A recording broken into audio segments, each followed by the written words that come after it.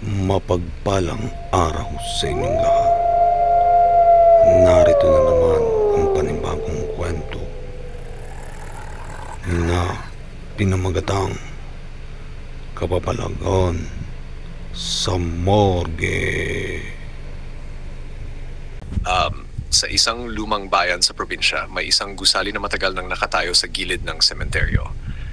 Ang gusaling ito ay isang morgue kung saan dinadala ang mga katawan ng mga taong nasawi sa aksidente, karamdaman o iba't ibang pangyayari. Ang morgue ay kilala ng mga residente bilang isang lugar na hindi basta-basta pinapasok kahit pa sa liwanag ng araw.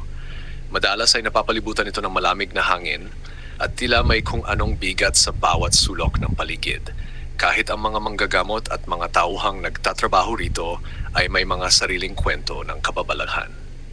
Ang kwento ni Mario si Mario ay isang bagong empleyado na naitalaga bilang tagabantay sa morgue. Bata pa siya at puno ng tapang kaya hindi siya agad naniniwala sa mga kwento ng kababalaghan. Sa unang linggo niya, nagulat siya kung gaano katahimik sa gabi, tanging tik-tak ng orasan at mahinang ugong ng ventilador ang maririnig. Ngunit isang gabi, nagbago ang lahat. Bandang 12:00 habang nag-aayos siya ng mga papeles, napansin niya na biglang lumamig ng sobra ang paligid. Tumayo ang balahibo niya at tila may malamig na hanging dumampi sa kanyang batok. Nang lingunin niya ang pasilyo, nakita niya na bukas ang isa sa mga pintuan ng imbakan ng katawan. Samantalang sigurado siyang isinara niya iyon bago siya maupo. Dahan-dahan siyang lumapit at nang sumilip, nakita niya ang isang stretcher na may katawan ng isang lalaking nasawi sa aksidente. Ngunit ang nakakakilabot, tila gumagalaw ang kamay nito. Kinusot ni Mario ang kanyang mga mata, iniisip na baka guni-guni lang. Ngunit nang muli niyang tignan, nakita niyang dahan-dahan itong tumataas.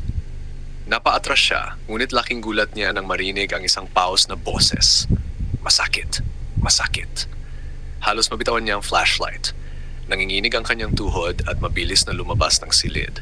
Ngunit nang bumalik siya kinabukasan kasama ang ibang tauhan, nakita nilang mahigpit na nakatiklop ang kamay ng katawan, parang walang nangyari. Mga pagpaparamdam. Hindi lamang si Mario ang nakaranas.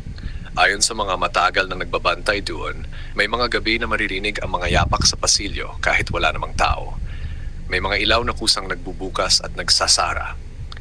At may pagkakataon pa na tila may humahagighik na boses ng bata sa gitna ng gabi kahit wala namang dinalang katawan ng bata sa mga araw na iyon. Isang gabi si Mario ay muling nag-duty mag-isa. Habang naglilinis siya, bigla niyang naamoy ang napakabangong pabango, hindi karaniwan sa loob ng morgue. Kasunod nito, isang babaeng nakaputi ang dahan-dahang naglakad sa pasilyo, nakatalikod at tila walang ingay ang mga yapak. Tinawag niya ito, "Ate, bawal po rito. Baka kayo maligaw." Ngunit nang lumapit siya, unti-unting naglaho ang babae na parabang usok lamang.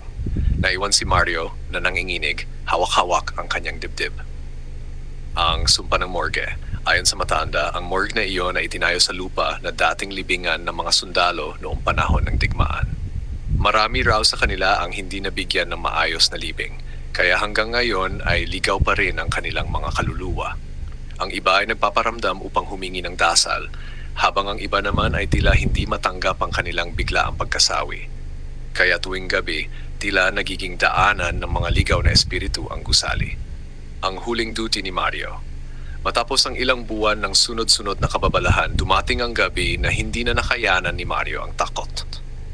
Habang nag-iikot siya, nakarinig siya ng tila sabayang iyakan mula sa loob ng imbakan. Nang buksan niya ang pinto, halos mabuwal siya sa nakita. Ang mga katawan ay tila sabay-sabay na nakataas ang ulo, nakatingin sa kanya, at ang kanilang mga mata ay tila buhay na muling bumalik.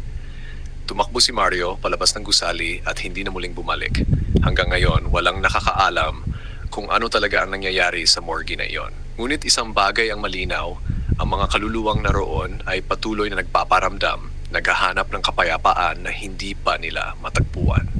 Kaya hanggang ngayon, kapag sumapit ang hating gabi, walang naglalakas loob na magbantay mag-isa sa morgue na iyon, sapagkat hindi lang mga katawan ng nasawi ang naroroon, kundi ang kanilang mga alaala, kalungkutan at bighati na nananatili sa pagitan ng mundo ng buhay at Abangan ang susunod na mga kwento dito lang sa KLTV Kwentong Kababalagan.